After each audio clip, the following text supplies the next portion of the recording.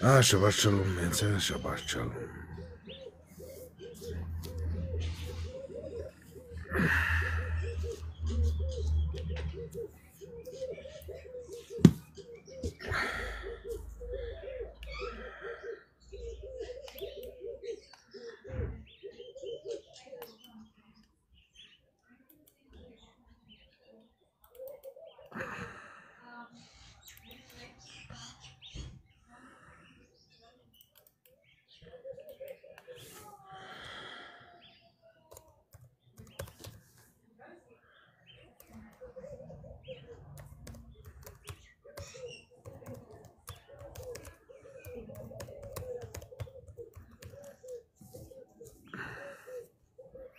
Hallo Lily, Shabbat shalom. David, Shabbat shalom.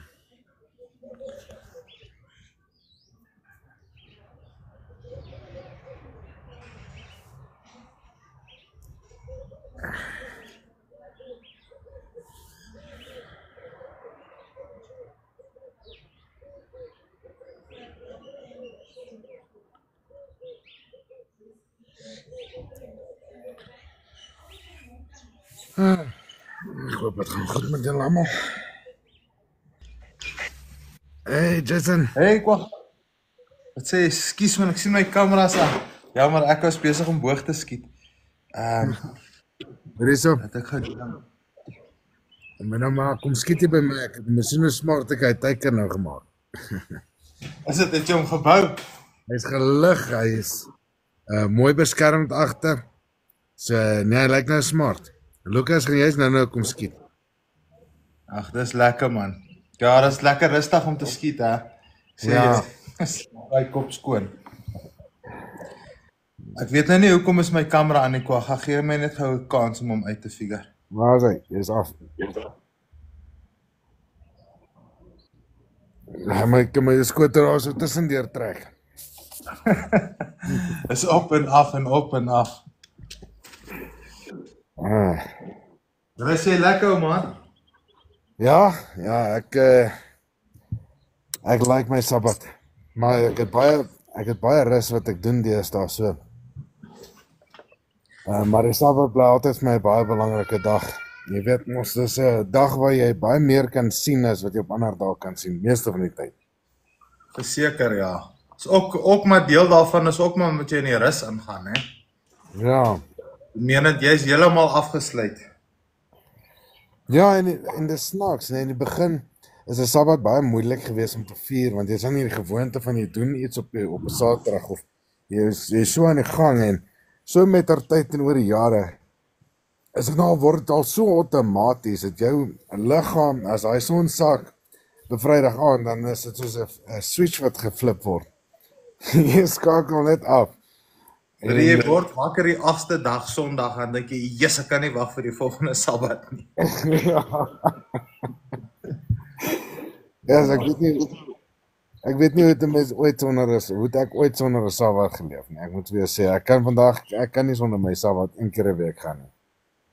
Weet jy, dit begin as jy die Sabbat begin hou, dan begin jy die skrifte verstaan waar dit sê hulle wat my Sabbat hulle verlustiging maak. Hulle sal 'n geëerde naam in die koninkryk kry.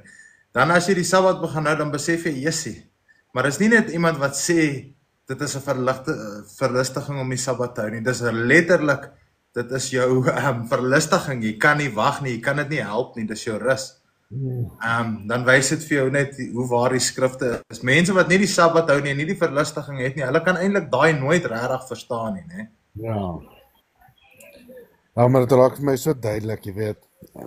Mens praat met so baie mense, jy nou wil of nie, oor hierdie tipe van dinge. En jy sien daar so baie mense wat nie kan sien wat ons sien nie. En dis baie moeilik om met die mense probeer wys, want jy kan hom nie wys dat wat hy nie kan sien of wat nie vir hom gegee is om te sien. Weens wat ook al rede, of het nou is weens een van sy eie begeertes of vir hart of wat ook al. Hulle kan ongelukkig net nie sien wat ons kan sien as ons in die skrifte goed lees nie. So, ja, daai Is maar 'n moeilike topic, jy wil vir hulle iets wys, maar hulle kan dit nie sien nie. So ek weet nie of ek dit reg verduidelik het, dit is net baie moeilik. Dis soos ou Friendly Christian nou hierso 'n stelling maak, een dag 'n week, vraagteken. Een dag 'n week wat jy moet rus van jou beroepswerk en niks beroepswerk doen nie en jouself heeltemal verlustig en rus en tyd saam met jou vrou en jou kinders spandeer. Daai een dag wat die Vader ons gegee het. Dis dieselfde dag wat die Vader gerus het van sy werke en al sy engele. Dis dieselfde dag wat die Seun van die Vader gerus het van al sy werke en sy goed. Dis dieselfde dag wat die apostels gerus het. Ja, daai een dag. Ja. Ek weet nie hoekom dit vir mense so moeilik en so hard is nie, né? Die Vader het vir jou rustig gegee, verlustig jouself daarin. Halleluja. Ek was die eerste om dit te doen. Ja. Ek sit juis en ek het dink, eers waaroor gaan mens praat en daar soveel, ek sit met soveel dokumente oop hier voor my, want elke dokument is 'n topic wat die mense oor praat. Een van hulle is, jy weet, mense vra my gereeld oor, hoe bid 'n mens dan nou? En dan verduidelik ek hulle van hoe die Messias ons leer om te bid, met die Onse Vader, en hoe die Onse Vader eintlik verbind is met die Torah, die wet, en alles wat hy daar jou leer om te bid is, alles gehoorsaamheid aan die Torah, niks wat hy gedoen het, was net om te doen nie, maar alles was gebind met die wil van die Vader, en wat tot die Vader lei. En dan het hy die topics van, ek word baie beskuldig, die mense vir my sê, omdat ek die wet onderhou, dat ek die Messias afskryf, en dis glad nie my woorde nie. Inteendeel verstaan ek, hoekom my Messias eintlik gekom het vir my vandag, want as jy die wet ken, verstaan jy die nood, hoekom die Messias moes gekom het. Hy het nie net gekom, omdat hy wou nie, daar was 'n nood vir hom om te kom, want sonder hom wat kom, kon daar nie 'n terugkeer wees, of 'n herstel wees, terug na die Torah toe.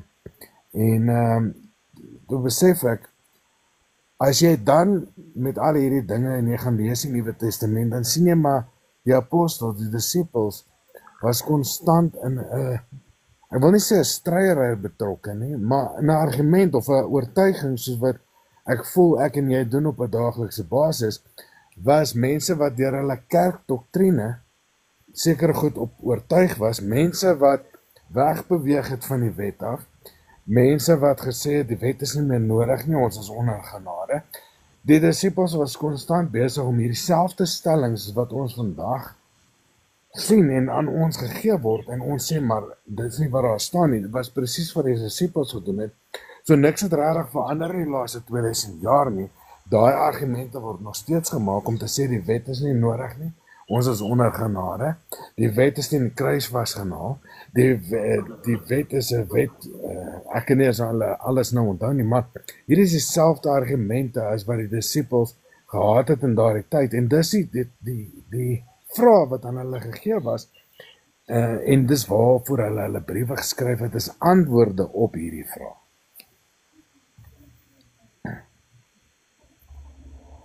Nou, mondvol gesê. Nee, verseker, Baga, verseker. Friendly Christian vra, Jason, het die Israeliete die rus ingegaan? Verseker het hulle. Die wat die rus nie wou ingaan het gesterf in die woestyn. Dis jou voorbeeld in Hebreërs hoofstuk 3 en 4 vir jou gegee tot vandag toe. Dat moenie jou hart verhard soos hulle wat in die woestyn was nie. Nee. Wat nie die rus wou inhou nie, wat nie die feeste wou hou nie, wat nie die wet wou hou nie, hulle moes afsterf. Net die oorblyfsel van hulle en hulle, daai wat nie die rus wou hou nie, hulle kon ingaan. Dis hoekom daar op die 2 berge en die kliptafels neergesit is, sodat toe hulle deur die rivier gaan in die beloofde land en dat hulle links en regs kon kyk, dat hulle kon kies, of die lewe of die dood. Daai voorbeeld is vir ons in Hebreërs net so neergeskryf, sodat ons nie ook miskien in dieselfde misleiding moet lei soos hulle nie. Maar ongelukkig, so byna soos jy sê, die misleiding van die kerk, hulle is geleer om net die Nuwe Testament te lees, geen grondslag van die Ou Testament nie. Min wetend dat Paulus wat hulle so verdraai is, die einste een wat die hele tyd die Torah aanhaal. Gaan lees Handelinge hoofstuk 7, dit gaan alles oor die Torah. Gaan lees dit. Paulus sê, ek leer julle uit die wet en die profete uit. Waaruit leer hy? Wat uit die Nuwe Testament bestaan? Nee. So jou grondslag en jou geskiedenis moet baie akkuraat wees in die Ou Testament sodat jy die herstelde verbond kan verstaan. Maar sonder dit kan jy mos nou niks verstaan nie, dan sê jy hierdie goed uit jou duim.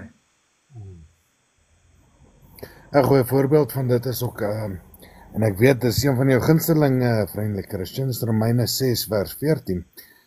Ons is nie onder die wet nie, maar onder genade. Dis die stelling wat aan Paulus gemaak word.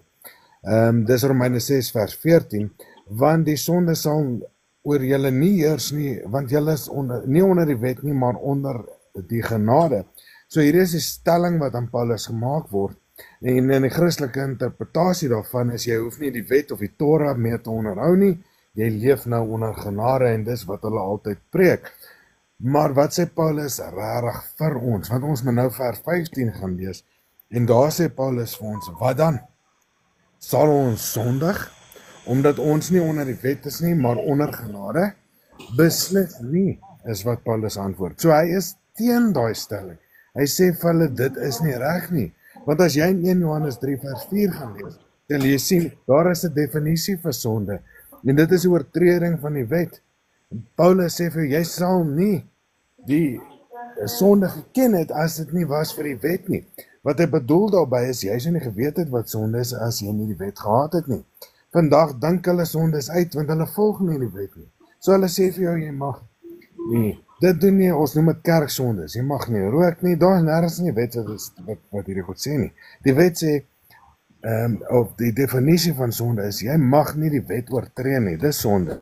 Dan word jy mag nie lieg nie, jy mag nie moord pleeg nie, jy mag eer jou vader en jou moeder, jy moet jou vader se naam heilig. Hy is die enigste God. Hy is net een, jy mag nie agter ander gode aanhardloop nie en so voort. So Paulus sê vir hulle, julle praat snert. Hy antwoord daar die vraag en vandag word daai einste stelling nog steeds in die kerke gemaak. Net so ja. Jy weet, ek kry altyd mense wat wil stry oor die Sabbat en die wet van die Vader. Hulle wil leraars wees van die wet, tog ken hulle die wet glad nie. En ongelukkig is dit nou die stelling soos 'n friendly Christian wat nou hierso vra. Maar as jy nie die Sabbat hou nie, moet jy gedood word in die land. Ja, die tabernakel was daar, die Vader het tussen hulle gedwaal. Hoe kan jy die wette verbreek as die Vader tussen jou tabernakel?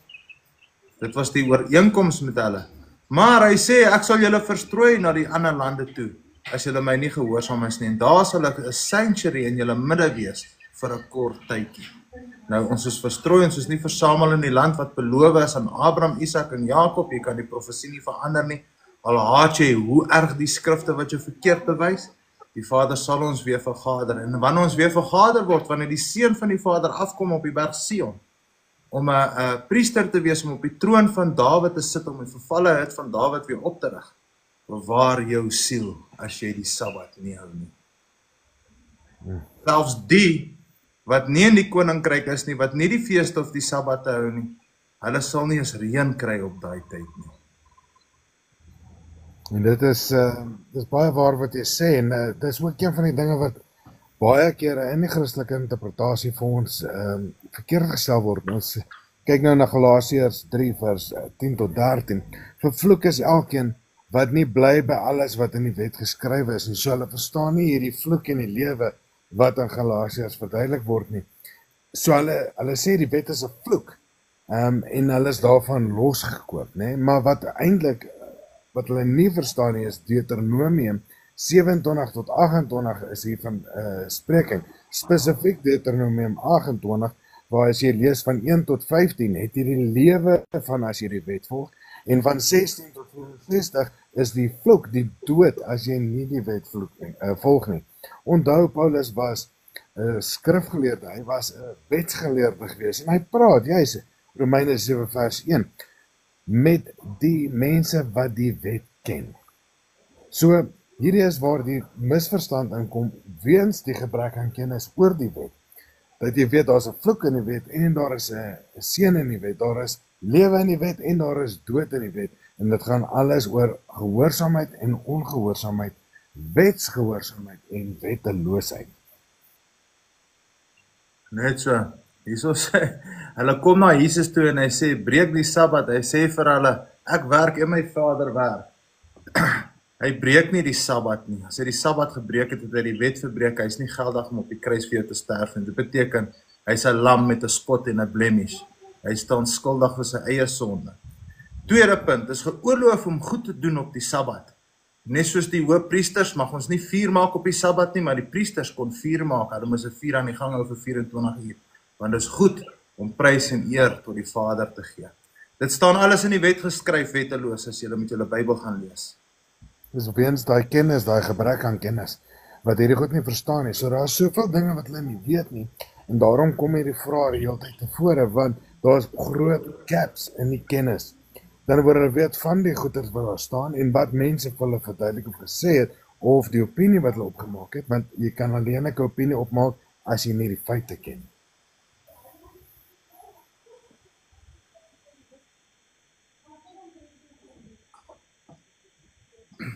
Gaan lees gou vir ons bietjie Matteus, of nee, jy wou 'n lering gedoen het, moenie laat ek dit beïnvloed nie. Nee, ons gesels. Wat sê Matteus? Gaan lees gou Matteus 12 vers 1. Ek het 'n boetie wat nou kom, so ons gaan net so tot so 1 uur aanwees en dan is ons af vandag. Friendly Christian, goeie werk is nie werk nie. Ek stem 100% saam. As iemand in nood is, gaan help hom. As jou kalf in die sloot is, gaan trek hom uit. Dis goeie werk. As 'n arme honger is, gaan voer hom. Maar moenie vir my sê dat elke dag is jou Sabbatsrus nie, want 'n Sabbatsrus is om te rus van jou beroepswerk. Dit beteken jy gaan glad nie beroepswerk hê nie, waar gaan jou inkomste vandaan kom? Julle argumente maak nie sin nie. Matteus 12 vers. Lees net gou 12 vers 1. In die tyd het Yeshua op die Sabbatdag deur Gesairus geloop.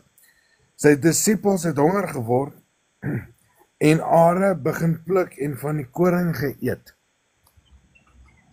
Hy is daar beskuldig dat hy die wet verbreek, want hy het are begin pluk en koring geëet. Van die Fariseërs het nie die wet gehou nie. Hulle het mensgemaakte wette gehou. Wat sê die wet daarvan? Gaan lees gou Deuteronomium 23 vers 25.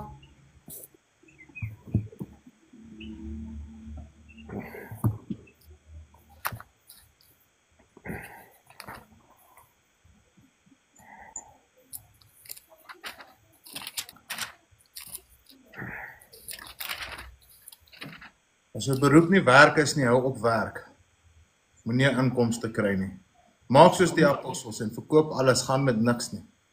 Of wees 'n hipokrit. Wanneer jy jou buurman se koringland ingaan, mag jy are pluk met jou hand, maar jy mag nie sekel in die koringland gebruik nie. Jy mag nie oes nie, maar jy mag eet. So wat het die Messia gedoen? Hy het die koringland ingegaan en are gepluk en hy is beskuldig van die Sabbatbreek. Maar jy mag nie oes nie, jy mag nie 'n sekel insit en kap en kerf en daarvan af dors en 'n brood maak nie, dit word as werk gesien. Wat het die Messia gedoen? Gepluk en eet en hulle sê hy breek die Sabbat. Meanwhile sê die wet die anderste, heel anderste storie. Gaan nou Eksodus 34:21 toe.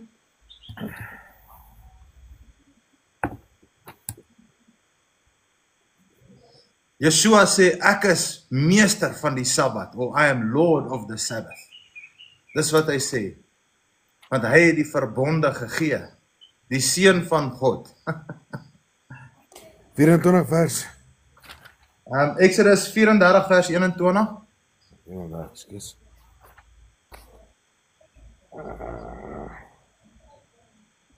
6 dae moet jy werk, maar op die 7de dag moet jy rus. Of dit nou ploegtyd of oestyd is, jy moet rus. 6 dae moet jy jou beroepswerk doen, volk. Jy moet werk. 'n Ou wat nie 'n inkomste vir sy familie kan sorg nie, is 'n swaar las op jou. Jy moet werk. Jy moet 'n beroepswerk hê. Jy moet kan sorg vir jou familie. Maar die Vader het vir jou 1 dag rus gegee. Boonbehalwe daai 1 dag rus, het hy ook vir jou feeste gegee waarmee jy kan rus.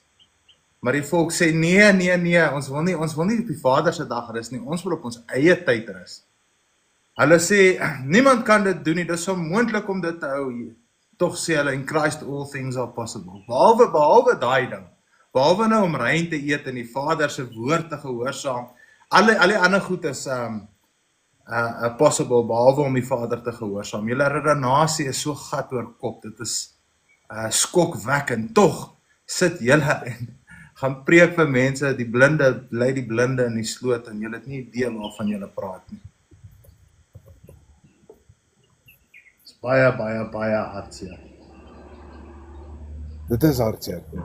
So, en as die Messia Lord of the Sabbath is, gaan lees gou 'n bietjie vir my Handelinge 2 vers 36.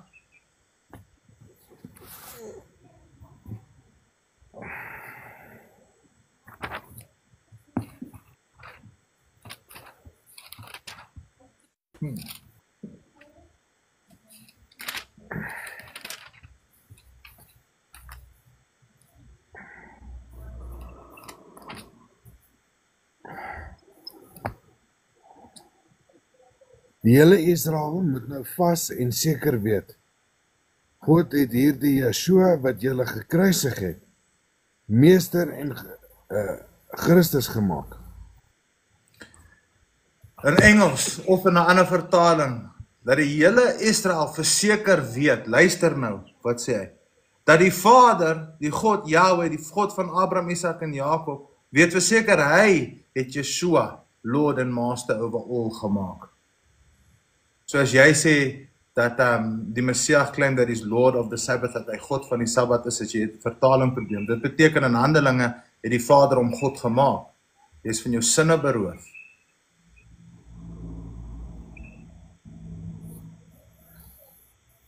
Julle het nie 'n klou wat Sabbat is nie, vriendie Christen. Julle sal nie hê nie, want julle het nie begeerte na die wil van die Vader nie.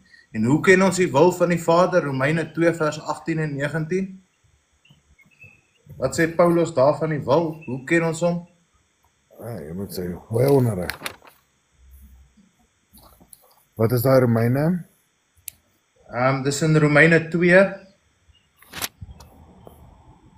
vanaf vers 18, moet ek hom gou lees. Ja, gooi hom, Jason. And you know his will, and approve of things that are more excellent, being instructed out of the law. Hoe ken jy sy wil? Jy is geonderrig in die wet. And are confident that you yourself are a guide to the blind, a light to them who are in darkness, an instructor of the foolish, a teacher of babes, which has the form of knowledge and truth in the law. Maar julle wil Paulus verdraai. Dit is so moeilik om een dag van jou besige lewe af te staan, net om te doen wat die Vader en om net op te vat op sy belofte wat gesê het, ek sal jou seën as jy in my rus ingaan. Ek sal jou seën van die vyande om jou. Wil julle nie net een dag daai op die proef stel en kyk of dit dalk werk nie? Gaan sy rus in, mense. Maar nee, julle soek elke verskoning om dit nie te doen nie. Elke hoëpriester in daai dag het op die Sabbat gewerk. Hulle moes nog steeds offers slag, hulle moes nog steeds vure bou, hulle moes nog steeds wierook laat opgaan. Dis hoekom die priesters kon gealterneer het. Dit is die goeie werk wat op die Sabbat gedoen het. So, as daar op die Sabbat byvoorbeeld 'n wynand kom nou by Aaron aan hier op die Sabbat, Aaron, my seun, hy is baie sieklik, ek weet nie wat gaan aan nie. Het die priester van hom gesê, nee, dis Sabbat, ek gaan nie jou seun help nie, kom na die Sabbat. Nee, die priester het opgestaan en geslag vir die seun en gesorg vir die seun. Hy het gewerk op die Sabbat van die oorloof om goed te doen op die Sabbat. Maar julle weier. Julle weier, julle sê nee. Dis nie wat daar staan nie, dis nie wat gebeur het nie. Die priester Aaron of Moses, hulle moes vir die ouens gesê het, nee, gaan huis toe, dis nou Sabbat. Ek help jou nie. Ek gaan nie goed doen op die Sabbat nie. Ek wil net sien wat ons verduidelik alles nou volgens die skrifte en wat ons lees ons uit die skrifte. Ek sien nie een verwysing na die goed wat Friendly Christian sê, na die skrifte wat hy verwys nie, want hy sê ek is 'n priester van die Nuwe Testament, nou. Maar ek wil net vir jou 'n stukkie uit 2 Tessalonisense 2 vers 10 tot 12 lees. Deur die werking van die Satan sal die verskyning van die wettelose gepaard gaan met groot magsvertoning. Net om vir jou te verduidelik, definisie van wetteloos is een wat nie die wet volg nie. En allerhande valstekens en wonders en met gruwelike misleiding van die wat verlore gaan omdat hulle die waarheid nie lief gehad het en tot hulle redding aanvaar het nie. Dit is ook waarom God hulle aan die mag van dwaling oorgegee het, sodat hulle die leuen sal glo. En so sal almal wat die waarheid nie geglo het nie, maar die ongeregtigheid verkies het, soos wat jy nou doen, veroordeel word. Nee.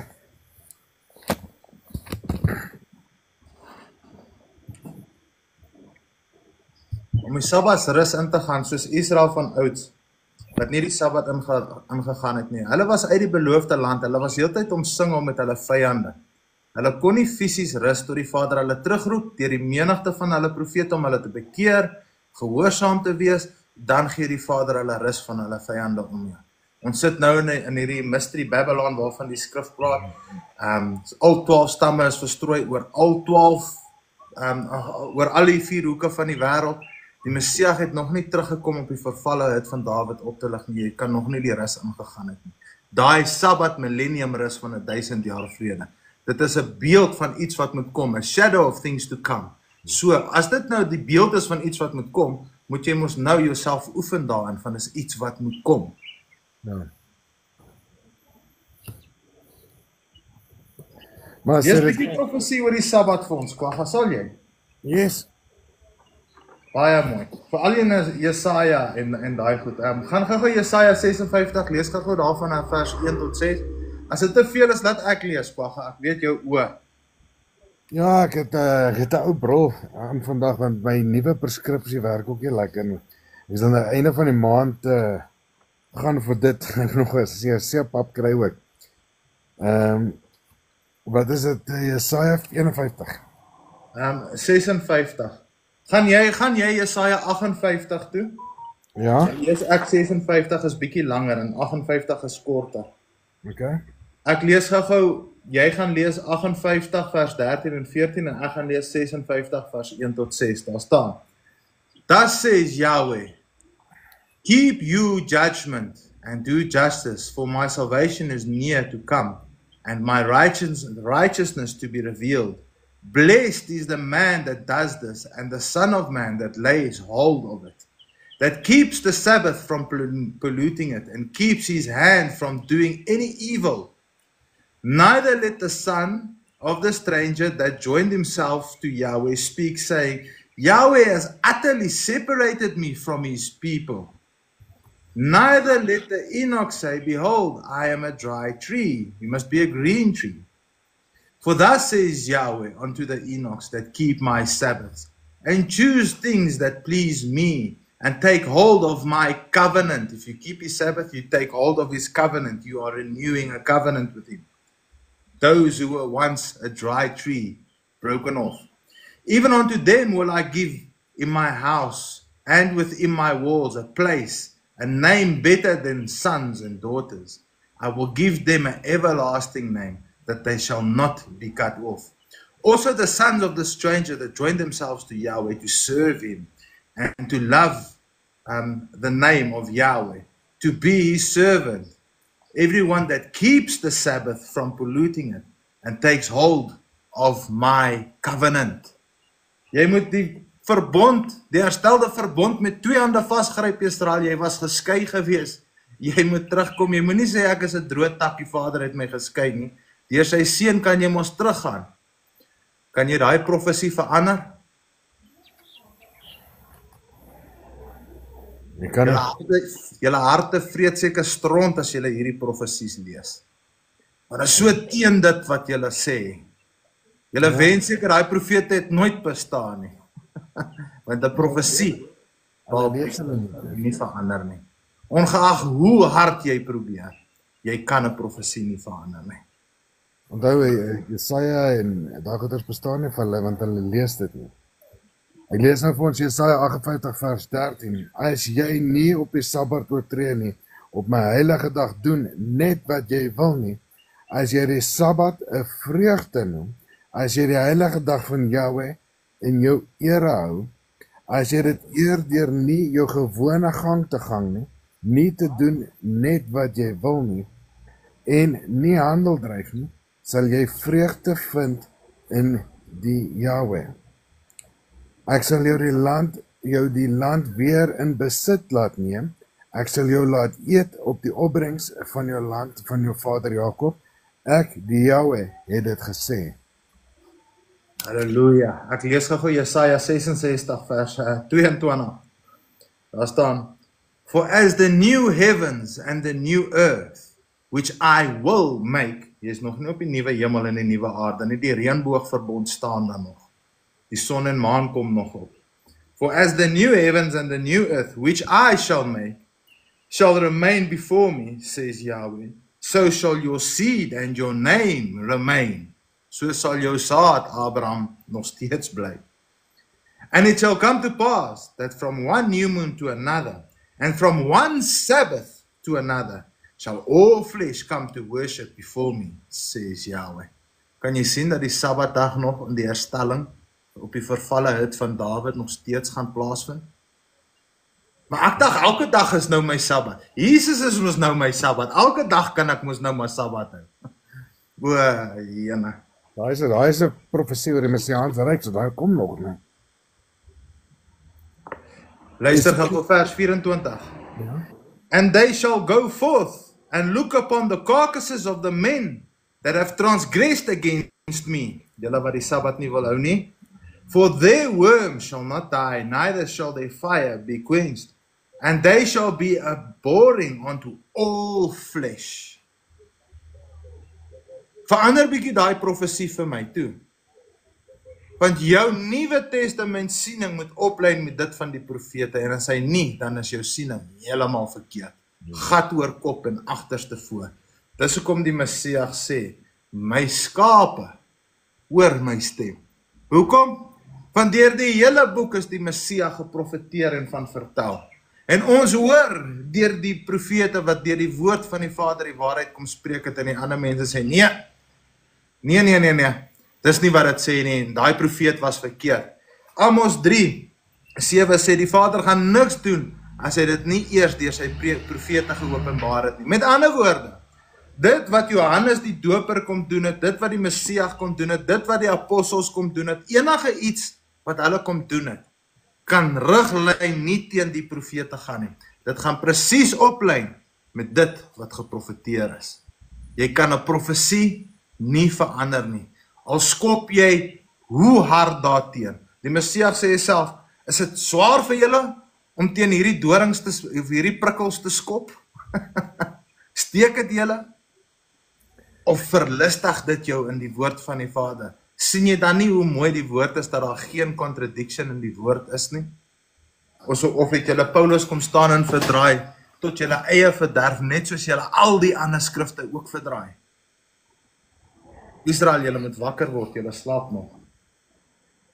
Ek wil gou vir ons lees Esegiel 20 vanaf vers 12. Ek sal nou kyk hoe ver dit gaan. Ek het ook my Sabbate aan julle gegee om vir hulle 'n teken te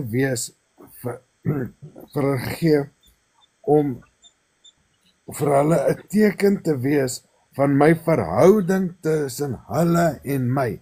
So as jy nie jou Sabbat hou nie, wat se teken van 'n verhouding is tussen jou en jou Vader, né? Wat se merk dra jy dan? Exactly. En alles sodat hulle sou weet dat ek die Jahwe is, dat ek God is en hulle geheilig het. Ek lees nog vir ons verder, maar luister na wat doen Israel, né? En wat doen Israel nou? Maar Israel het hulle teen my verset in die woestyn. Hulle het nie volgens my voorskrifte gelewe nie, en hulle het my bepalings verwerp, waar volgens elkeen moes optree om aan die lewe te bly. Hulle het my Sabbate gruwelik ontheilig. Ek het gedink, ek sal my toorn daar in die woestyn teen hulle laat losbreek, om hulle uit te roei. Dis hoe belangrik daai Sabbat is, dat toe hulle dit gebreek het, toe wil Vader hulle van hierdie aardbol af vernietig. Wel, as jy aangaan daar in Esegiel, wys dit jou hoe die Vader hulle dan oorgee na hulle eie hartsbegeertes, na wette wat nie tot die lewe lei nie, wat nou soos hy mense wat nou sê, wel, elke dag is my Sabbat, dit is my Sabbat. Hulle is oorgegee aan hulle eie begeertes, Want daai wat jy nou lees in Esegiel 20 vanaf vers 12 tot 20, daai hele stuk gaan oor Israel wat die Sabbat breek en dat omdat hulle nie die Sabbat volhou nie, word hulle oorgegee op hierdie strong delusion waarvan die Nuwe Testament praat om feeste te hou soos hulle wil. Boonbehalwe dit, dan gaan jy Hebreërs toe, dan praat Hebreërs presies van dit wat in Esegiel staan en in Exodus staan. Hebreërs hoofstuk 3 vers 12 tot 19 en Hebreërs hoofstuk 4 vers 1 tot 13. Praat presies daaroor. Kom ek lees gou vir jou. Hierso, kom ek maak dit gou oop, dat ek gou Esegiel lees waar jy nou is. Jy het gelees Esegiel 20, nee? Ja, Esegiel 20 is daar vanaf vers 12. Ja, jy moet hom eintlik lees tot 20, ek lees gou. Moreover, also I gave them my Sabbaths to be a sign between me and them, that they might know that I am Yahweh who sanctifies them. You are sanctified, being made holy by keeping Yahweh's Sabbath. But the house of Israel rebelled against me in the wilderness. They walked not in my statutes, and they despised my judgment, which if a man do them, he shall even live by them. Klink dit bekend? Wat sê Galasiërs? Die een wat dit doen sal daarby lewe, wat? Of die vloek of die lewe, of gehoorsaam of ongehoorsaamheid. And my Sabbaths they greatly polluted. Then I said, I would pour out my fury upon them in the wilderness, to consume them. So, hierso sien ons, dat die in die wildernis, die feeste in 'n verbond met bloed gesluit is gegees, maar hulle het dit nie gehou nie. Dis hoekom daai generasie dood gegaan het. Ons sal nou daarby uitkom. But I wrought for my name's sake, that it should not be polluted before the heathen, in whose sight I brought them out. Yet also I lifted up my hand unto them in the wilderness, that I would not bring them into the land which I had given to them, overflowing with milk and honey, which is the glory of all lands. Because they despised my judgment and walked not in my statutes, but polluted my Sabbath, for their heart went after their idols. Hulle eie begeertes, nee, ek wil op die Sabbat rugby kyk. Nee, ek wil op die Sabbat dit gaan doen. Nevertheless, my eyes spared them from destroying them. Neither did I make an end of them in the wilderness. Hy het nie almal vernietig nie, hy het 'n oorblyfsel gelos. But I said unto their children in the wilderness, walk you not in the statutes of your fathers, neither observe their judgment, nor defile yourselves with their idols. Hoekom? Hulle het nie die feeste gehou nie, hulle het nie die Sabbat, hulle het nie die wet gehou nie. Daai generasie moes afsterf. I am Yahweh your God, walk in my statutes and keep my judgments and do them, and hallow my Sabbaths, and they shall be a sign between me and you, that you may know that I am Yahweh your Elohim. You must wear the sign of the Most High, your Creator. Notwithstanding, the children rebelled against me. They walked not in my statutes, neither kept my judgments to do them, which if a man do, he will even live by them. They polluted my Sabbath. Then I said, I would pour out my fury upon them and accomplish my anger against them in the wilderness. Nevertheless, I withdrew my hand and wrought for my name's sake, that it should not be polluted in the sight of the heathen. I lifted up my hand into them in the wilderness, that I would scatter them amongst the heathen and disperse them through the countries, because they had not executed my judgments, but had despised my statutes, and had polluted my Sabbath, and their eyes were after their idols. Therefore I gave them also statutes that were not good, and judgments whereby they should not live. Remember, if you keep my Torah, you will live by it. Nou gee hy vir hulle wette waarby hulle nie kan lewe nie, the curse of the law. And I polluted them in their own gifts, and they caused to pass through the fire all that opened the womb, that I might make them desolate, to the end that they might know that I am Yahweh. Therefore, Son of Man, speak unto the house of Israel, and say unto them, Thus says Yahweh your Elohim, yet in this your father have blasphemed me, in that they have committed and trespassed against me. Blaspheming against Yahweh, is it just using his name in vain? No, here we read. It's taking his name in vain. It's saying, no. We don't have to do that anymore. when someone comes in the name, as iemand in die naam van die Vader kom, he comes in the obedience of Yahweh, in Yahweh's ways and manners. Right?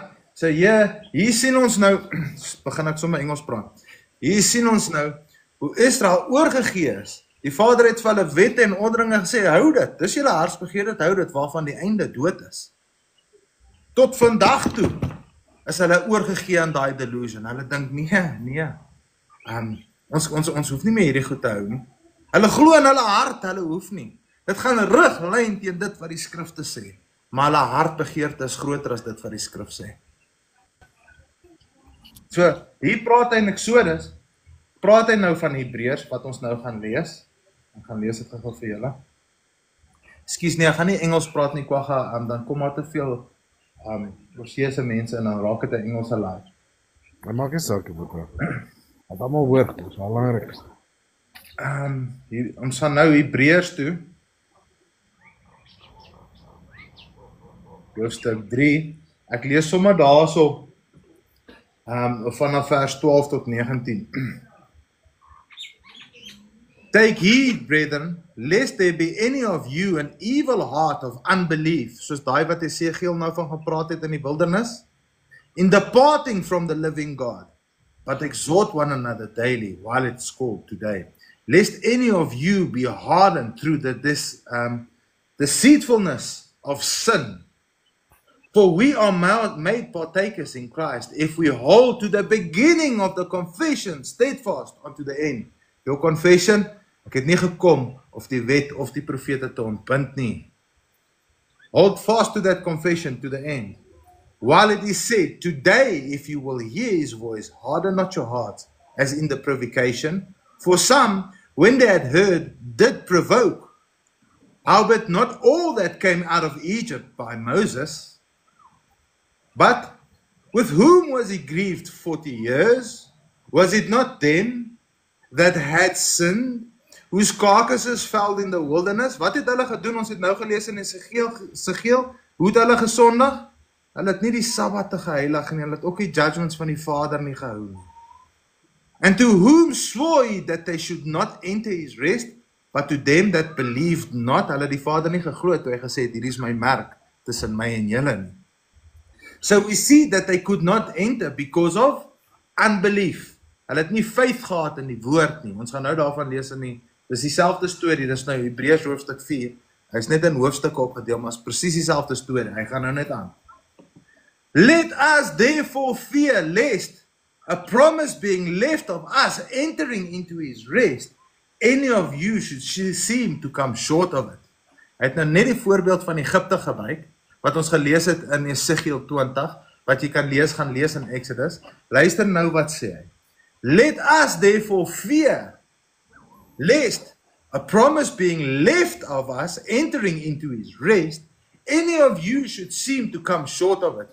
Moenie kort kom soos daai in die woestyn nie. Ons het, hy het jou nou 'n voorbeeld gegee wat het met hulle gebeur toe hulle gesondig het teen die Vader en nie die Sabbat wou hou nie. For unto us was the gospel preached, as well as unto them. Wie's die them? Hulle in die woestyn, self the gospel. So unto us was the gospel preached, as well as unto them, those in the wilderness, whose carcasses fell because they didn't want to keep the Sabbath. Right? As well as unto them. But the word preached did not profit them, not being mixed with faith in them that heard it. Can you see that even in the Old Testament Torah you needed faith to keep the law? No. You believe the words of God that he spoke by means of his angels and many prophets? Maar ons sê nee. We are now saved by faith. Faith in what? What? Faith in the word of God and his promises. If you repent and turn from your evil ways, I will look down and heal your land. Maar nee, die mense wil nie hoor nie. Hulle het vergeet dat as jy sê, jy glo die woord van die Vader en jy lees die Bybel, het hulle vergeet dat die Bybel is 90% is Ou Testament. Julle vergeet dit, julle wil dit nie gaan lees nie. Moet dan nie sê, jy glo die woord van die Vader nie. Moet dit nie sê nie. Sê liewer dan, ek is gedoop by Paulus. en ek glo Paulus, want julle wil Paulus gaan verdraai. Meanwhile sê Paulus presies hierdie dinge wat ek julle nou sê. Maar die mense wil dit nie hoor nie. So, daai mense wat se karkasse geval het in die wildernis, toe hulle van die berg Sinaï afkom, hulle het opgehou om die feeste te hou, hulle het opgehou om die Sabbate te vier, van hulle die Sabbate gevier en hom verbreek, hulle het opgehou die wette hou, en die Vader was kwaad, hy het gesê, julle gaan my rus nie ingaan nie. Die rus is die beloofde land wat beloof is aan Abraham, Isak en Jakob. Ek sal julle in daai land inbring, waar julle kan rus kry van al die vyande om julle, wat julle verdruk. Dan die oorblyfsel daarvan, voor hulle ingaan, roep hulle die kinders word besny, daar word 'n verbond gegee, kliptafels word op 2 berge gesit, dat Israel daardeur kan loop, dat hulle kan kies of die vloek of die lewe, dat dit 'n herinnering is 'n getuienis teen hulle is, onthou die aarde getuig, hulle stap in en hulle gaan die rus in. Sodra hulle vet en ongesond word en dit gaan nou goed met die mense, dan verbreek hulle weer hierdie wette van nee, jou aardse dinge is mos belangrik en bo hierdie goed van die Vader. Dan sê die Vader, dan sal ek kom en julle weer uit die land uit verdrywe. Dan doen hy dit menigte male. En wanneer Israel nou onder slawerny tussen al die ander volke bly, dan rig die Vader een van sy heilige profete op om Israel te gaan waarsku. En so gaan dit oor en die Vader bly profete stuur en hulle bly terugkeer. En hulle sê nee, ons het versondig teen die Vader. En elke liewe keer wat hulle terugkeer, dan gaan hulle in 'n nuwe verbond in. Die vertaling is nie dat dit niet is nie, dis 'n herstelde verbond. Hulle sê, ons het hierdie dinge nie gehou nie, maar ons vaders het, nou lê ons hieronder. Kom ons stel 'n verbond met die Vader. Wat 'n verbond? Dieselfde verbond wat op Sinaï gegee is. Hulle herstel die verbond, dis 'n nuwe verbond. Elke keer hulle terug. Jy sien dit in Nehemia, sê Nehemia, kom, ons skryf 'n nuwe verbond aan die Vader, dan sien jy ook is dieselfde verbond. Hulle is net verstrooi, hulle wil nou terugkom in die beloofde koninkryk en wat aan hulle beloof is. Maar al gebeur op een slag 'n ding wanneer Jeremia op die toneel kom. Wanneer die profete hulle gaan waarsku, wanneer uitsluitlik Jeremia en sy predecessor hulle gaan waarsku. Wanneer die volk nie bekeer nie, wanneer die volk nie sê ons het verkeerd gedoen nie, wanneer die volk nie bely vir hulle sondes nie, wanneer die volk riglyn teen die profeet praat en sê, weet jy Jeremia, ons het al hierdie woorde gehoor wat jy gesê het, en ons gaan daarna nie luister nie, ons gaan doen wat ook al ons harte begeer, weet jy wat het dit veroorsaak? Die skeibrief. Daar die Vader gesê, wel hierdie sê my wet, as jy dit nie doen nie, gaan ek jou skei. Jy is gewaarsku, jy het gesê nee. Daar word 'n skeibrief geteken tussen die Vader en sy volk en hy skei hulle. Nou het dit nou net die grondslag gelê vir die Messias om te kom. Want al hoe die Vader sy volk kan herwin, is deur die bloed van sy seun. Sy Messias kom, sy seun kom, die Messias herstel die verbond, jy kan nou terug inkom. Maar jy kon die wette gehou het tot jy blou is in die gesig. As die Vader jou geskei het, het dit vir jou niks beteken. Hy het jou geskei. Dis so goed. Wynand skei sy vrou, en sy vrou nog steeds sy huisreëls en huiswette 20 jaar na hy geskei is om te dink Wynand gaan hom terugvaai. Meanwhile, het Wynand al lankal aanbeweeg. Of sy nou die wette hou of nie, sy is geskei, dit maak nie saak nie. Al hoe jy kan teruggekom het is deur die Messias om weer gehoorsaam te wees. Dit is die bloed van die verbond word herstel. Dis 'n herstelde verbond vir die volk van die Vader. Maar die mense sê nee, dis nie herstel nie, dis nie. Hy's heeltemal anderste. Met ander woorde, die seun van God, volgens die profesie het gesê hy gaan kom en hy gaan die verbond herstel en hy gaan ons almal weer gehoorsaam aan die Vader maak. Hy gaan sê ons gaan die wet van Moses onthou, maar wanneer die seun van God kom, doen hy riglyn teenoorgestelde dit wat die profete sê. Nee, jy gaan nie meer die wet van Moses hou nie, jy gaan nou 'n ander wet hou. Mense, het julle al gesit en na julleself luister, as julle hierdie dinge sê. Jy maak die seun van God self 'n leenaar. Dis hoekom daar geprofeteer is en gesê is, daar gaan 'n ander Messias of 'n ander Jesus kom met 'n ander gees en 'n ander evangelie. Een verkondig net wetteloosheid, iets wat teen die wet is. En die ander een verkondig net gehoorsaamheid, dit wat vir die wil van die Vader is. En hier kom julle en julle verkondig die wettelose een. En volgens al die skrifte in die Bybel, wie is die wettelose een? Is dit die seun van God is of dit die Satan? Satan. So Satan het jou pappa geword. Satan is jou daddy. Sterkte daarmee. Baie hartseer, hoor. Dit is, en die ding is, mense sal nog altyd stry en sê, ja, maar die Ou Testament is alles het gebeur reeds verby. Jy weet hulle die koninkryk gepreek ook.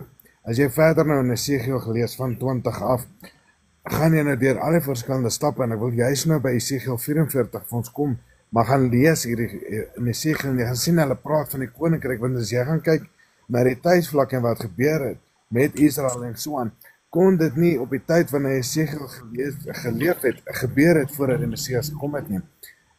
Seker van daai gebeure wat sê die tydvlak dat alles gebeur het voor die Messias gekom het, nie moontlik is nie, maar dat daar goeders is verby die Messias wat nog kom tot in die Messiaanse ryk. En hier is een van daai voorbeelde, daar gaan weer 'n tempeldiens word. En wat ek julle aandag hierop wil berig is Esegiel preek vir die mense en sê hierdie is wat die mense gaan doen. Hulle gaan dit volgens die wet doen en herinner hulle wette vir wette vir wette vir wette, verordening wat gedoen word. Ek lees vir ons Esegiel 44 vers 23. Die priesters moet my volk onderrig oor die onderskeid tussen wat gewyd en wat nie gewyd is nie, en wat hulle leer om te onderskei tussen wat rein is en onrein. En hoe gaan hierdie priesters dit weet as hulle nie die wette ken nie? Ek lees vir ons vers 24. Waar daar geskille is, moet die priesters as regters optree en uitspraak lewer ooreenkomstig met my bepalings volgens die wet, die Torah, né? Hulle moet toesien dat my wil en my voorskrifte op al die feesdae in ag geneem word en dat my sabbatte geheilig word. So in ons toekoms, daar priesters wat gaan as regters optree, wat gaan sorg dat hierdie dinge moet plaasvind. So die wet kan nie weg wees nie, die wet kan nie teen die kruis vasgenaal wees nie, die sabbatte kan nie nou in Jesus wees nie, hulle moet gevier word. Dit gaan in die toekoms deur die opgerigte priesters, die 144,000, geleer word tussen wat is rein en onrein, wat is die wil van Vader, wat is reg en verkeerd, wanneer is die feesdag en hoe hierdie feesdag gevier moet word. Net daar verder aan in Esegiel is 'n profesie oor die Messias wat die vervalle het van Dawid sal oprig, of op die troon van Dawid. So die Nuwe Testament praat van die vervalle het van Dawid wat gerig sal word. Die Ou Testament praat van die troon van Dawid, maar is een en dieselfde storie. Ek lees gou vir julle daar in Esegiel 37 vers 23. Staan daar: Neither shall they defile themselves anymore with their idols. Onthou ons het nou gelees, deel van die idols was hulle wou nie Sabbat hou nie. Nor with their detestable things, nor with any of their transgressions. But I will save them out of all their dwelling places. Onthou hulle is geskatter na die 4 hoeke toe. Wherein they have sinned, and will cleanse them, so shall they be my people, and I will be their God. And David, my servant, shall be king over them. Praat hier van die Messias wat op die troon van Dawid sit, die belofte wat aan Dawid gegee is. Dawid, sodra een van jou geslagmense, enige een van hulle net gehoorsaam is, kan hulle op jou troon sit en heers. As die Messias nie die wet hou nie, kan hy nie op die troon van Dawid sit nie. And David, my servant, shall be king over them. And they all shall have one shepherd. They shall also walk in my judgments and observe my statutes and do them. Oepsie. Dat die Messias gaan 'n ander wet bring. Of is hierdie profesie ook verkeerd? Priesters. Julle moet nou begin kies hierso. Maleagi 4. Vanaf vers 4 staan daar: Remember you the law of Moses, my servant, which I command unto him on Horeb for Israel, with the statutes and the judgments. Behold, I will send you Elijah the prophet before the coming and great dreadful day of Yahweh. Thus, Jeremia 6, so jy moet nou die wet van Moses onthou. Hier nog in Elia moet nog kom, julle. Jeremia 6, vers 16. Thus says Yahweh, stand you in the ways and see, and ask for the old path. Where is the good way? I am the follower of the way, truth and life, the Messiah. Good way, Torah. And walk therein. And you shall find rest for your souls. When do you enter the rest? When you walk in Yahweh's ways. But they said, we will not walk therein. We're not going to keep your Sabbath. Hardnekkige volk. Also I set watchmen over you, saying, hearken to the sound of the trumpet. But they said, we will not hearken. We won't listen. Therefore hear, you nations, and know, O congregation, what I'm going to do with them. Hulle karkasse gaan ook val in die wildernis.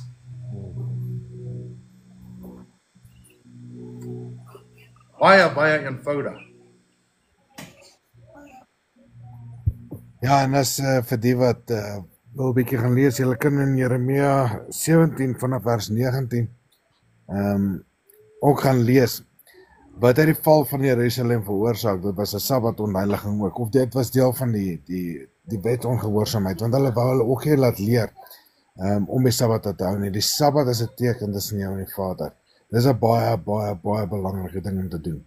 En wanneer daai Sabbat oneer word, alles van jou af weggevat.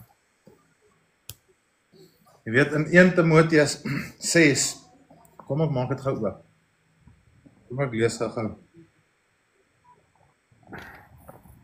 Is 'n testimony wat voor Pontius Pilate gegee is, né?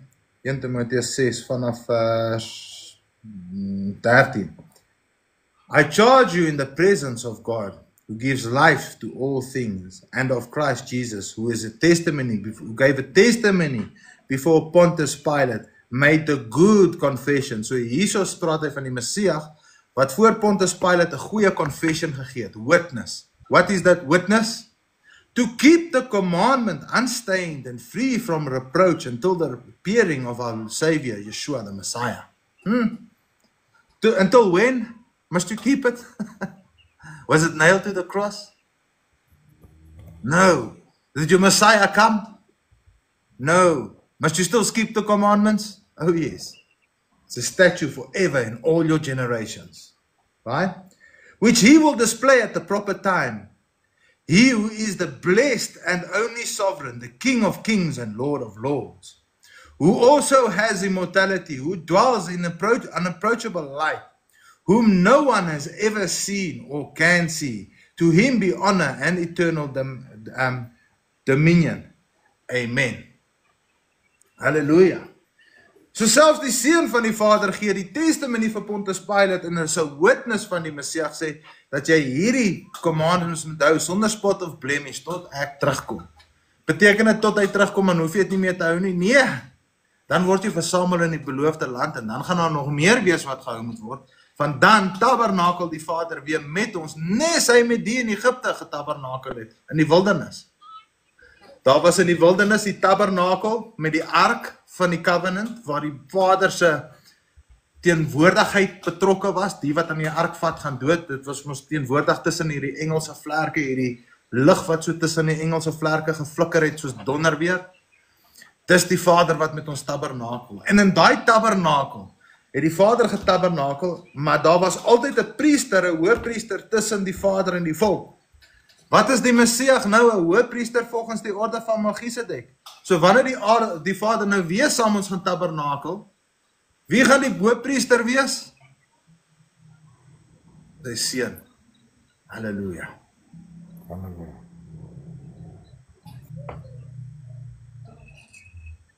Gaan sy seun ons leer dat ons nie meer die wet moet hou volgens die profesie nie? As hy doen, dan word hy genoem die wettelose een. Pas op dat jy nie dalk mislei word om die antichrist te glo nie. Want die skrifte sê die hele wêreld volg die antichrist en is mislei deur sy tekens en wonderwerke. So ons praat hier van twee Messias. Een is wetteloos en die een is gehoorsaam aan sy Vader en doen net wat sy Vader vir hom beveel. Die een wil God wees en homself op die troon van God sit en hom voorgee as God, en die ander een gee alle eer aan die Vader. Ja. Daar's twee Messias hierso te sprake. Kan jy hulle uitken? Want al hoe jy hulle kan uitken is aan hulle werke. Een wat gehoorsaam is en een wat ongehoorsaam is. Hulle gaan in alle opsigte alles presies dieselfde doen. Selfde wonderwerke, alles gaan dieselfde wees. Al hoe jy die een gaan uitken teen die ander en die ander een gaan wettelose werke doen en die ander een gaan werke van die Vader doen.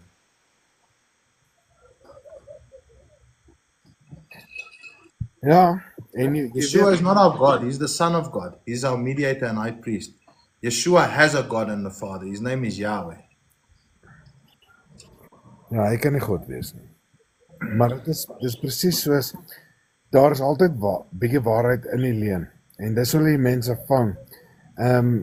Ek het juis 'n kort videoetjie gemaak van Matteus 4 vers 6 is waar die duiwel met die Messias in die woestyn redeneer en altyd gebruik skrifte En die duiwel sê vir die Messias, as jy die seun van God is, werp hy neer, want daar is geskrywe, hy sal sy engele bevel gee aangaande u, en hulle sal u op die hande dra, sodat u nie miskien u voet teen 'n klip stamp nie, né?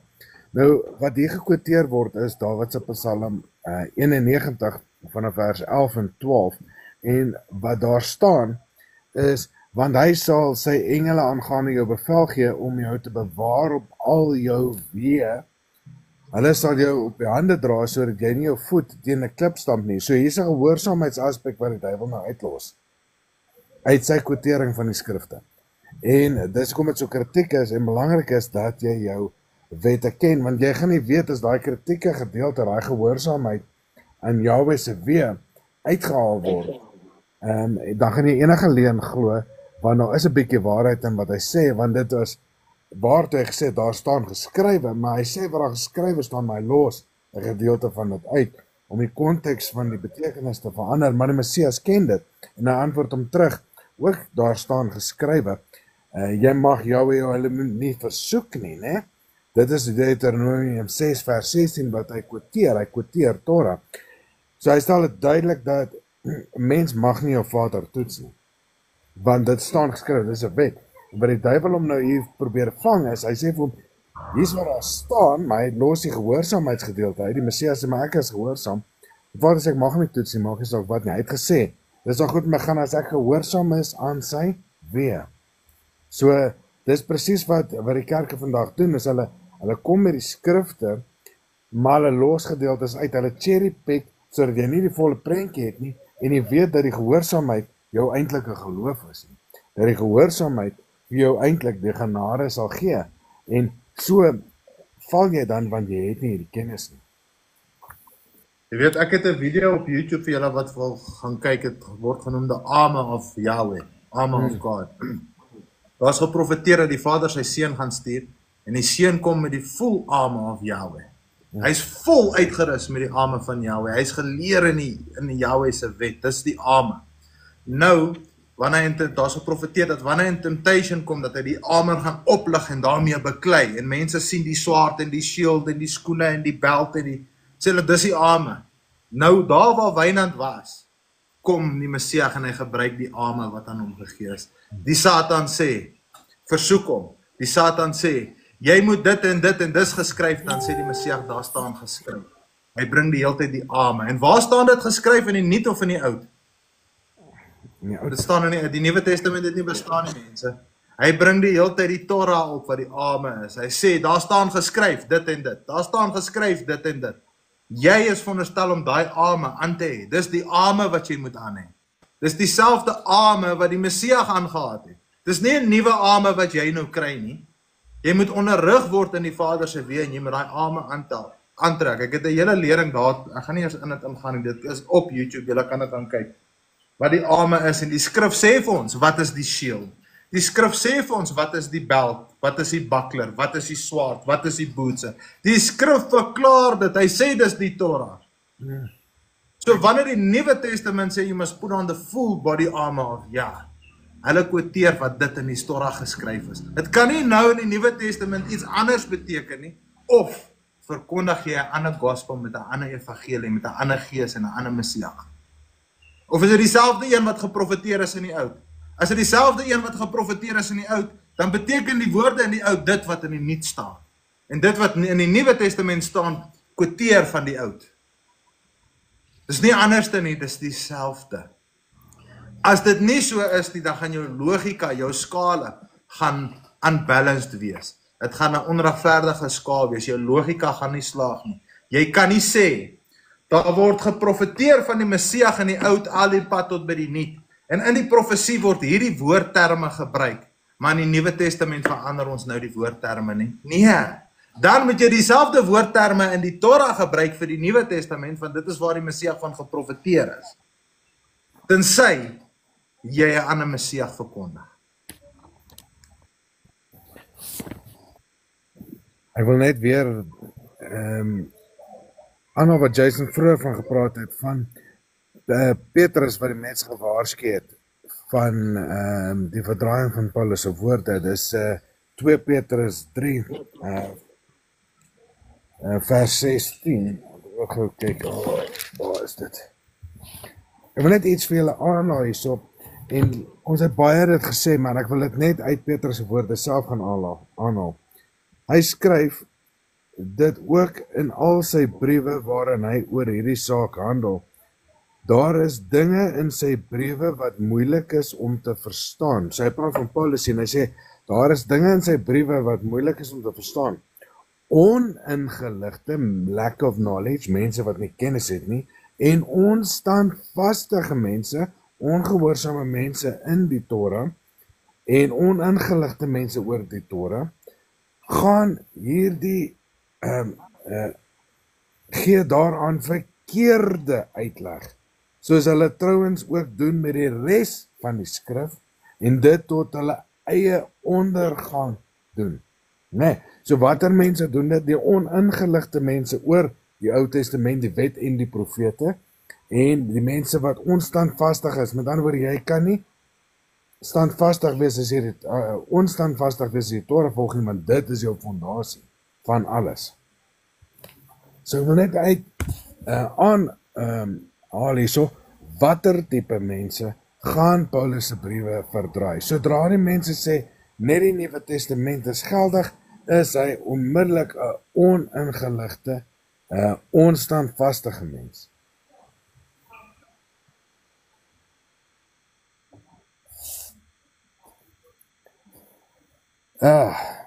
Jason, gaan ons dit 'n dag roep? As jy wil, Kwagga? Ja, ek het nou 'n boetie wat hier so na my toe kom. En is 'n paar goedjies vir hom reg kry voordat hy opdaag. Voor jy dit doen, wil ek net gou 'n voorbeeld vir die mense gee. Wat wil? Dis either gaan ons 'n opinie gee oor dit wat die skrif sê in die Nuwe Testament, of ons gaan laat die skrifte homself verklaar. En as ons toelaat dat die skrifte homself verklaar, dan verklaar die woord van die Vader homself. Maar ons gaan nie in ons eie wys wees en ons eie opinies en in ons eie goed gee nie. Ek gaan julle 'n voorbeeld gee oor hierdie arme waarvan Wynand gepraat het toe die Messias deur die Satan getempt was. Elke keer wat hy gesê daar staan geskryf dat die armer van die Vader is. So byvoorbeeld in Efesiërs 6 vers 14 staan daar: Stand therefore having your loins girt about with truth, eerste punt, and having the breastplate of righteousness, tweede punt. So daar's ons nou twee goed. Truth and righteousness. So wat is truth volgens die woord, Wynand? Die truth is die Torah volgens Psalm 119. Your law is the truth. En wat is righteousness volgens die skrif, Wynand? Dit is ook die law, dit is ook die Torah. Okay, so net gou kom ek maak gou 'n voorbeeld ook. Deuteronomy 6:25. And it shall be our righteousness if we observe and do all these commandments before Yahweh our God, as he has commanded us. Wat is die righteousness? Have your loins girt with truth and righteousness. Do the commandments. Toe die Messias misleid deur die Satan, wat het hy gesê? Dit is geskryf. Waar? In die wet. Hy het die hele tyd die wet opgebring en sê, nee, maar jy mag nie dit nie, want die Vader het gesê, hierdie mag jy doen en hierdie mag jy nie doen nie. Hierdie het ek lief en hierdie haat ek. Hierdie verpes ek en hierdie koester ek. Jy is veronderstel om daai wil van die Vader te ken, want dit word genoem die beeld van God. Dit is jou persoonlikheid van jou skepper en jou maker. Wat hy is, sy personality traits. Wat het hy lief en wat haat hy? Jy is veronderstel as mens om dit te weet, sodat jy jouself kan herstel na daai beeld toe. Jy moet mos wees soos jou Vader. Be holy as your Father in heaven is holy. Julle sê nee, be holy as Satan is holy, my Father will accept me in heaven. Jy is mal in jou kop, man. Dis nie wat daar staan nie. Baie hartseer. Ek wil net 'n voorbeeld gee. So as ons laat die skrifte homself verklaar, dan weet ons, your law is an everlasting law and your law is the truth, volgens die Psalms. Righteousness, it will be our righteousness if we do all that Yahweh has commanded us this day, the commandments given to Moses. So laat daai definisie homself verklaar, dan gaan lees jy die Nuwe Testament, dan weet jy presies wat hulle sê, want jy vergeet, die Nuwe Testament het nie bestaan nie. So wanneer die apostels, of enige iemand in die Nuwe Testament praat, quoteer hulle dit wat hulle gehad het op die tyd. Wat was dit? Die wet, die profete, die psalms, Dis wat hulle gehaat het. Die Nuwe Testament het nie bestaan nie. So hulle quoteer dit wat geskrywe staan. Dit waaraan hulle geonderrig is. Die Nuwe Testament kom eers jare na hulle, word hulle briewe en testamente neergeskryf, maar hulle quoteer eenvoudig net dit wat hulle gehad het op die tyd. Dis hoekom toe die Messia geroep is op die Sabbat om in die sinagoge te preek, het hulle die boek Jesaja uitgehaal en voor hom neergesit. Hulle het nie die boek Matteus uitgehaal nie, want Matteus gaan oor dit wat die Messia sê. Maar daai logika het ook te veel geraak vir die mense. Is dit moeilik om teen die prikkels te steek hulle? Het jou logika nou gepaas of gefail? Dit is nou die vraag wat jy moet vra, wanneer al hierdie dinge gesê word. En vir baie mense is dit 'n bitter swaar pil om te sluk. Vir my was dit verskriklik swaar toe ek waaruit toe kom. Vir my was dit verskriklik swaar. Ek was woedend, kwaad, opset. Ek het net gesê, nee, ek is nie so dom nie. Ek moet, either is ek heeltemal vertraag, want hoe kan net ek dit so sien en al die ander mense en pastore en goed sê vir my, ek's mal? Wat gaan hier aan? Tot jy begin lees, dan besef jy, ek is so bly, Vader, dat jy my geroep het uit die leenheid. Om my in die lig te bring, om in jou weë te wandel. Want dis hoekom jy jou seun gestuur het om 'n voorbeeld vir ons te wees, sodat ons in sy voetstappe kan volg. Ja, halleluja. Halleluja. So ek wou maar net daai definisie, sorry Wynand, gee vir die mense. Laat die woord van die Vader, laat sy first principles and oracles of God, the first principles and oracles of God, laat dit, wat in die begin geskrywe staan, vir jou die definisie in die Nuwe Testament gee. Want dis die betekenis van die woord in die Nuwe Testament, is presies dit, wat geprofeteer staan in die Ou Testament. Dit gaan nie teenstrydig teen hom nie, profesie kontradikte homself nie, al die profete praat uit een mond, want hulle is van dieselfde gees. Elke een praat van dit, wat moet gebeur. En in die Nuwe Testament quoteer hulle dit wat gebeur het en wat nog moet kom. So die definisie van die woorde bly presies dieselfde. Halleluja. En die wat twyfel, sê Paulus sê iets anders, gaan lees Handeling 21, en kyk hoe Paulus self bewys, dat hy nie teen die Torah praat nie, maar dit self doen. Ja. Uit jou hele Bybel uit, van die begin tot agter, word jy gewaarsku oor 2 persone in die Bybel. Die een gaan die hele wêreld mislei. Ons verstaan dit. Dit is nou die Antichrist, die Satan as jy dit so wil noem. Daar's 'n misleiding wat kom. Maar daai is bietjie hoër bo ons vlak, né? Dit is 'n meer geestesoorlog vir nou tot die Antichrist sy verskyning maak. Maar die ander een is 'n persoon wat in lewe daar was en sy naam is ou Paulus, ons broer. En hy is die enigste een in die hele Bybel van voor tot agter waarteen jy gewaarsku is dat sy briewe is in eerste plek baie moeilik om te verstaan en in tweede plek dat die onstandvastige en ongeleerde Paulus se briewe sal verdraai tot hulle eie verderf, tot dit van wetteloosheid. So nou dat jy dit vooraf weet, broer, wees gewaarsku dat jy nie val in dieselfde onverderf van wetteloosheid nie. Nou, is jy standvastig, is jy geleer in die woord, het jy die Ou Testament bestudeer? As jy het en jy lees Paulus, dan weet jy presies wat hy sê. Hy sê nie wat jy dink hy sê nie, hy sê dit wat hy neem aan, Paulus praat in die opsig, dat hy neem aan, jy ken die wet baie goed. In sommige stellings sê hy dit selfs, weet julle nie broers, dat hy praat met die wat die wet ken nie, Romeine 7 vers 1. So Paulus praat met hierdie sprake, met die aanneming van sy kant af, Paulus se kant af, dat jy die wet redelik goed ken. So wanneer hy dan praat, kan jy sê, hy praat hier van die vloek van die wet, wat niks te doen het met die wet van Moses nie. Om die wet van Moses te hou is lewe, maar om die wet van Moses te breek is die vloek. So hy praat met daai aanname, asof jy dit weet. En as jy dit nie weet nie, as jy onstandvastig en ongeleerd in die skrifte, dan verdraai jy wat Paulus sê tot jou eie verderf, ongelukkig. Maar, Petrus het ons gewaarsku daarvan, en is die enigste persoon waarteen jy gewaarsku is in die skrif, wie se briewe jy kan verdraai is Paulus, tog hardloop julle en gaan verdraai sy briewe. Vervul julle daai profesie in ons ore vandag soos ons hier sit. Profesie moet vervul word.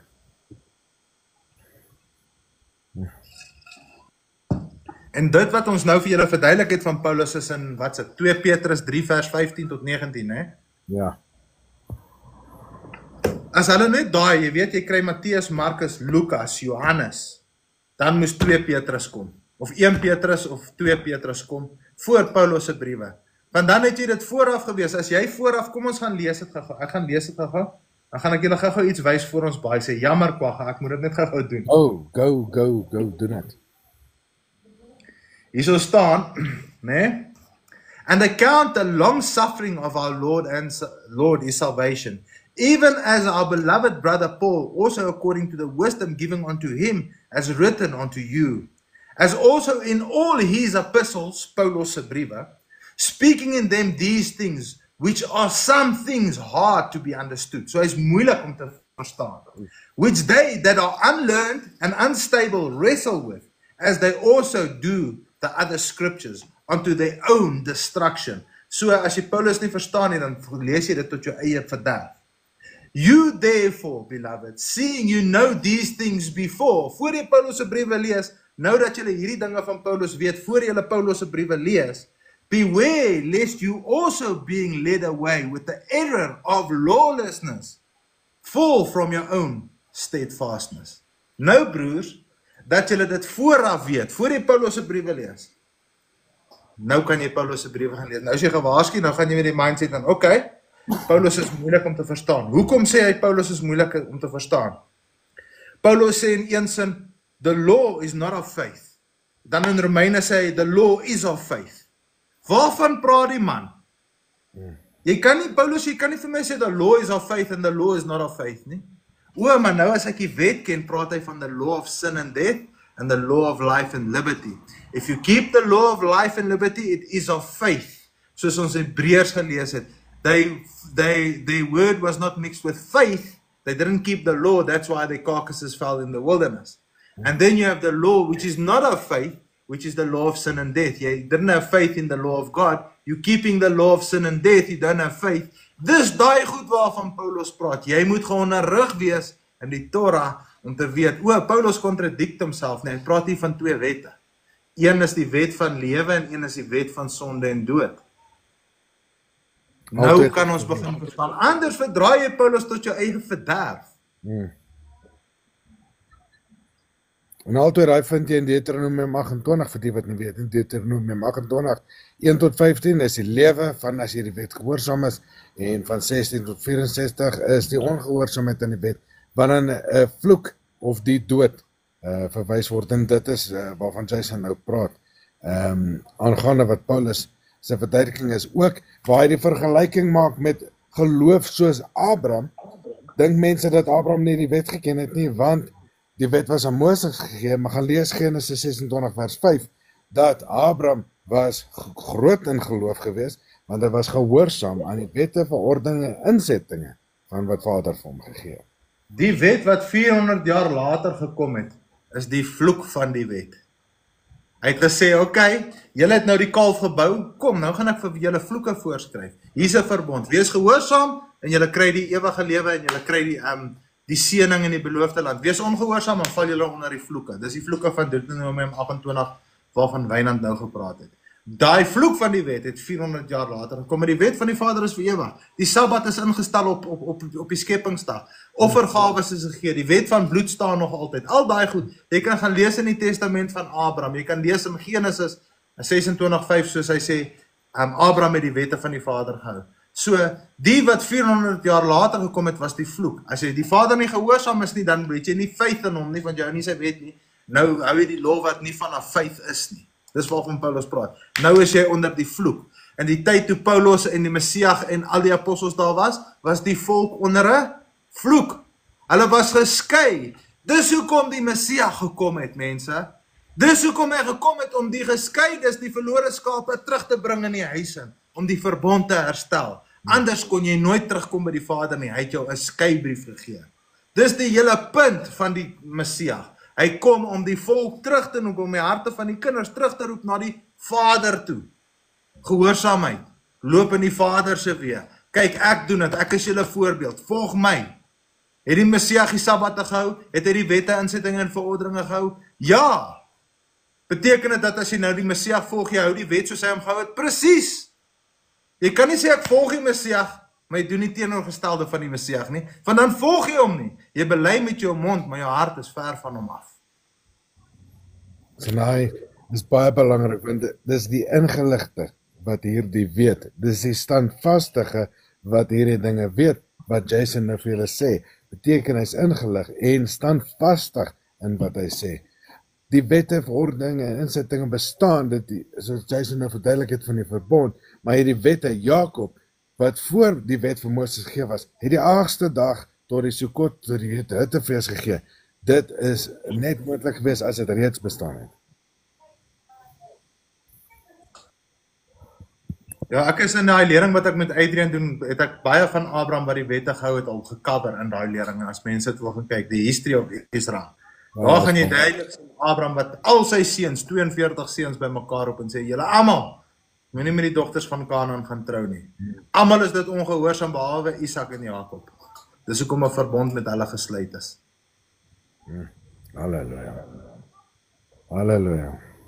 Die Father requires what? Obedience over sacrifice.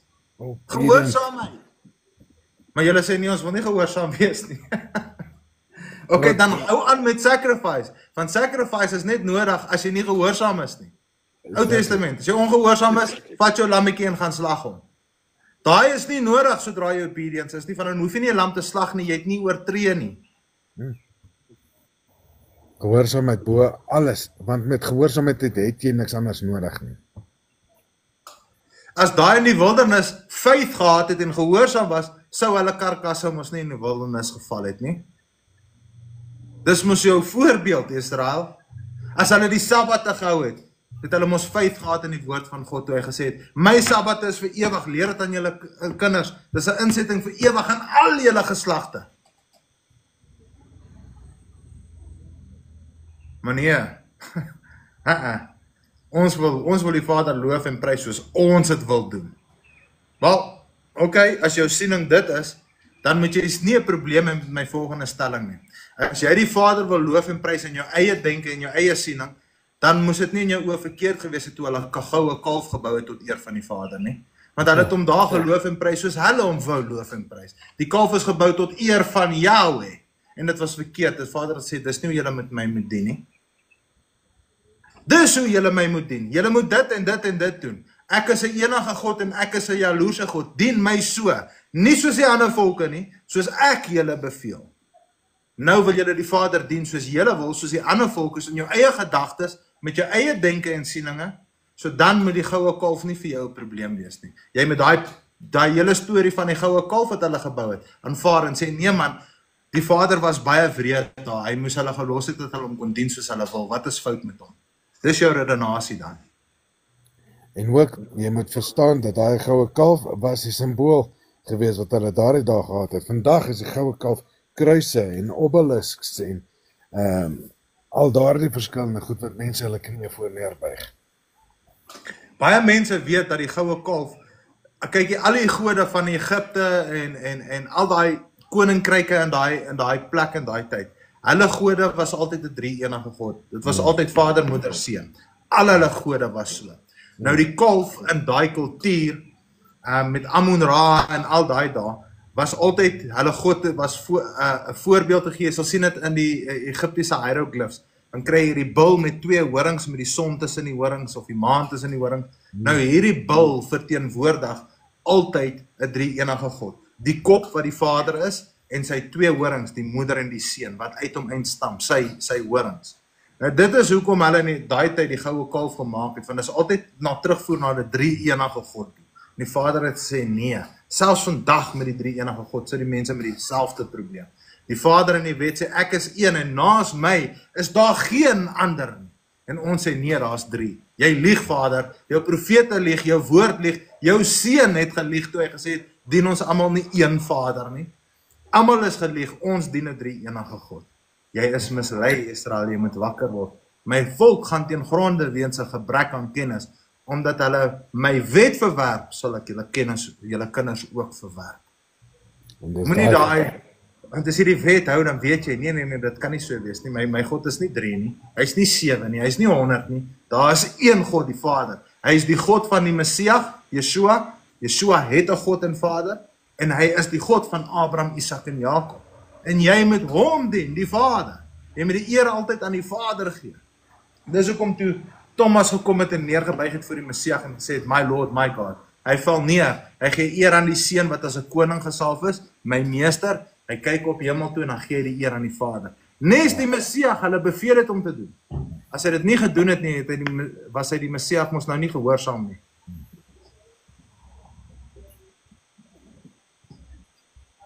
Baie eenvoudig.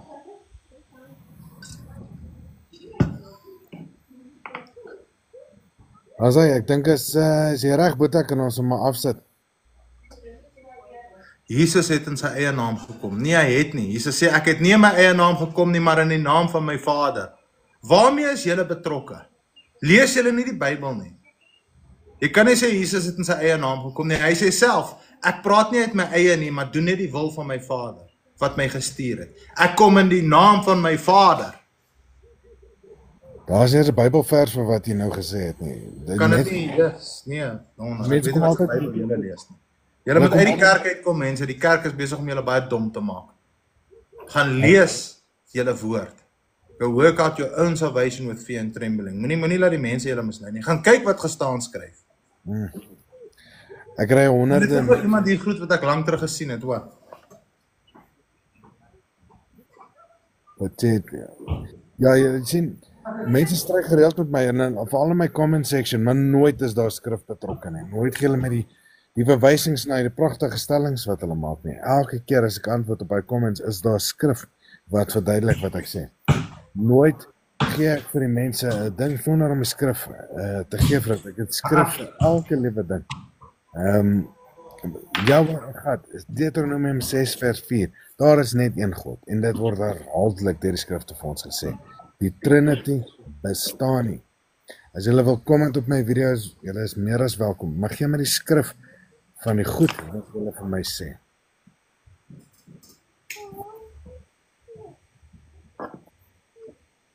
Jy weet, as die Messias die Vader is, dan breek die Vader sy eie wet. Mense besef nie wat hulle sê wanneer hulle hierdie goed sê nie. Maar as gebrek aan kennis, hulle ken nie die wet nie, tog wil hulle nou leraars van die wet wees, ongelukkig. Dan kom hulle op met hierdie snert. En ek verstaan dit, ek het dit ook geglo. Net tot die dag toe ek my Bybel optel, om afstof en besluit, nee, kom ek kan toets vir myself. Ek lees hom, dit is baie interessant.